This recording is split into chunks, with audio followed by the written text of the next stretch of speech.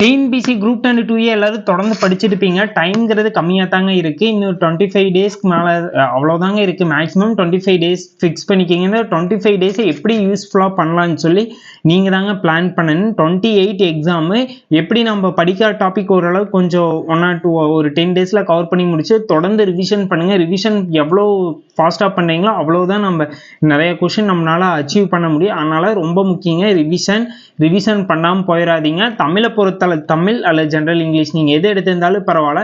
Daily ஒரு 2 மணி நேரம் 3 மணி நேரம் தமிழ் அல்லது இங்கிலீஷ்க்கு டெய்லி எஃபெக்ட் போடுங்க. இந்த 25 டேஸ்க்குள்ளே போட்டிங்கன்னா கண்டிப்பாக தமிழ் அல்லது ஜென்ரல் இங்கிலீஷ் நல்ல மார்க் ஸ்கோர் பண்ணிடலாம். எல்லாமே நோட்ஸ் ப்ரொவைட் பண்ணிட்டோம். ஜென்ரல் இங்கிலீஷ்க்கான நோட்ஸ் நான் டெலகிராம் சேனலில் சென்ட் பண்ணியிருந்தேன். பார்க்காதீங்க, பார்த்துக்குங்க.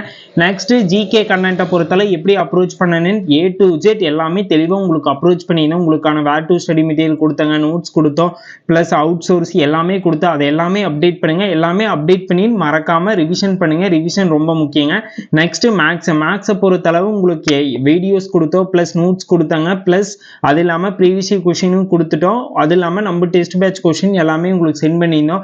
எல்லாருமே நிறைய பேர் யூஸ் பண்ணியிருப்பீங்க. மறக்காம எல்லாத்தையும் ஒர்க் அவுட் பண்ணுங்க. டெய்லி ஒரு 2 டாபிக் ஆட்டா அப்ரோச் பண்ணுங்க. ஏன்னா மேக்ஸ் ரீசனிங் 2 டாபிக்குமே அப்ரோச் பண்ணுங்க. ரீசனிங்கை பொறுத்தளவு உங்களுக்கு ஓரளவுக்கு யோசிச்சு அந்த இடத்துல ஆன்சர் பண்ணீங்கன்னா கூட ரீசனிங் கொஸ்டின் அடிச்சு நொறுக்கிடலாங்க. ஆனால் மேக்ஸ் அப்படி இல்லை, ஃபார்முலா ரொம்ப முக்கியம்.